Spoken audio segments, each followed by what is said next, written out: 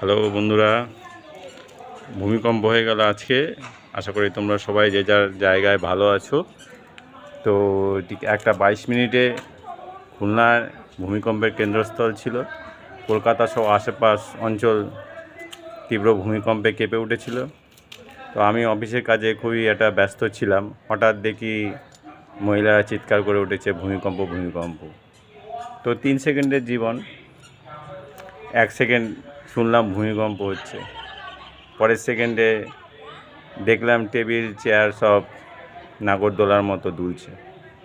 তারপরের সেকেন্ডে স্থির করলাম যে জীবন বাঁচাতে হবে।